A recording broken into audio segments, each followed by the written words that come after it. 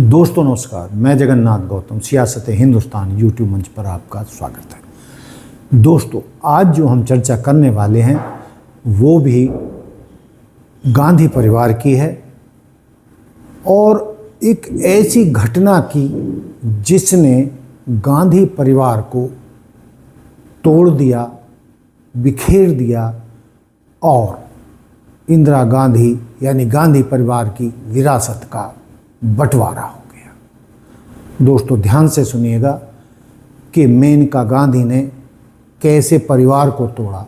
क्या मेनका गांधी उसके लिए जिम्मेदार थी या श्रीमती इंदिरा गांधी? दोस्तों ध्यान से सुने।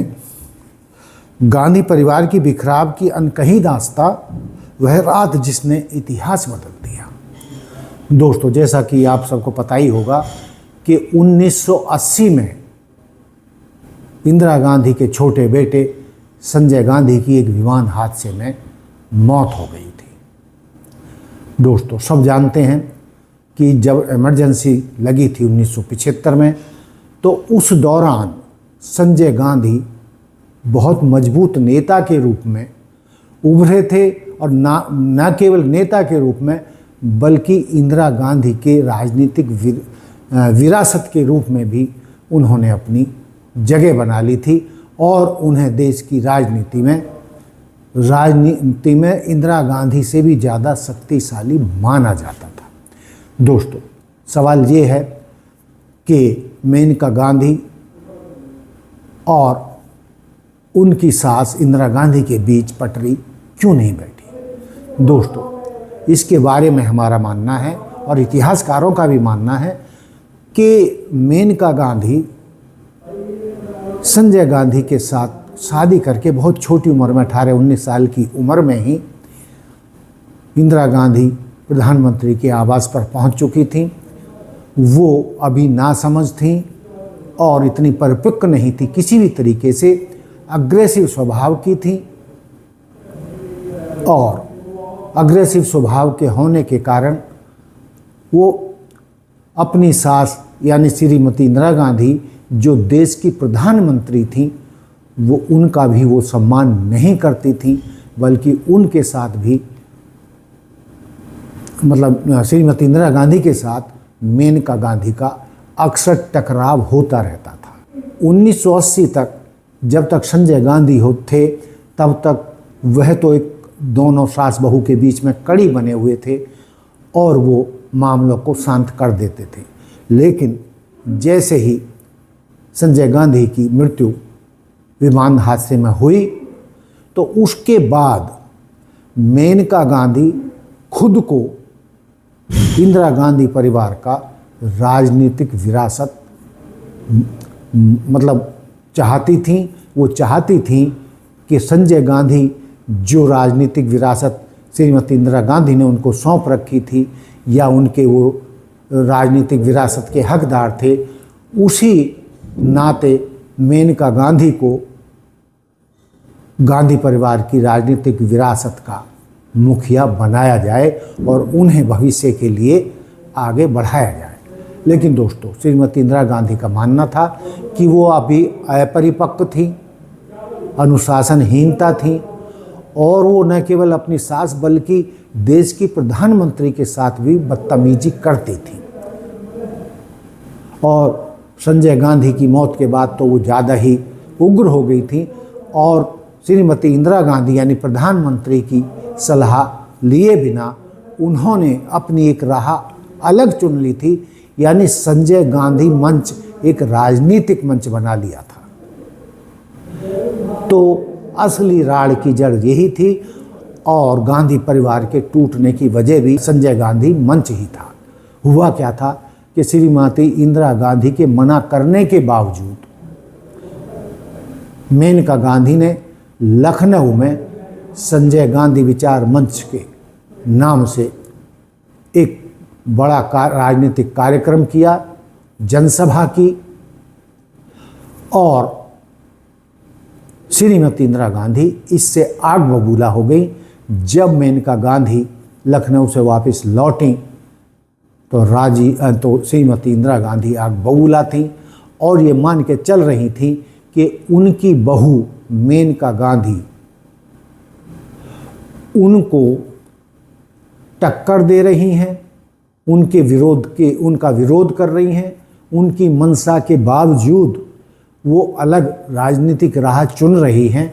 मैं देश की प्रधानमंत्री हूँ, ये मेरी ही बात नहीं मान रही है, मेरे ही कहने में नहीं है, अनुशासन में नहीं है, तो मैं कैसे इसको राजनीतिक विरासत सौंप दूँ। दोस्तों, सब जानते हैं कि राजीव गांधी पायलट थे और वो किसी भी कीमत पर राजनीति में नहीं आना चाहते थे।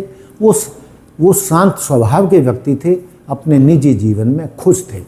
लेकिन दोस्तों, संजय गांधी जो इंदिरा गांधी के स्वाभाविक राजनीतिक विरासत के वारिस थे, लेकिन उनकी मौत के बाद उन्होंने राजीव गांधी को अपनी राजनीतिक विरासत सौंपने का फैसला लिया था। और इसी बात से मेनका गांधी चिढ़ गई थी।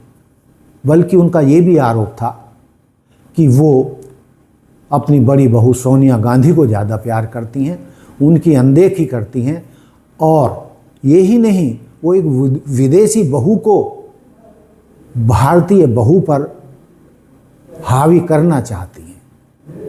ये भी मेनका गांधी का आरोप रहा। लेकिन दोस्तों, कहा जाता है श्रीमती इंदिरा गांधी ने 28 मार्च की आधी रात को ही, जैसे ही मेनका गांधी लखनऊ से एक सफदरजंग प्रधानमंत्री निवास पहुंची थी, उन्होंने उनका सामान बाहर रखवा दिया और कहा कि तुरंत घर छोड़कर चले जाइए।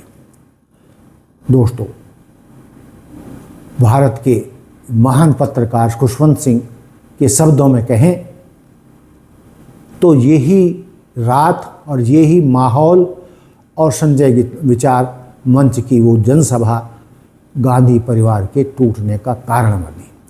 आधी रात को जहां इंदिरा गांधी ने उसका सारा सामान बाहर निकलवा कर रख दिया था बरामदे में, वहीं प्रधानमंत्री निवास के बाहर मीडिया का जमावड़ा था, जो कैमरों में और उनकी उसमें कैद हो रहा था सारा कुछ।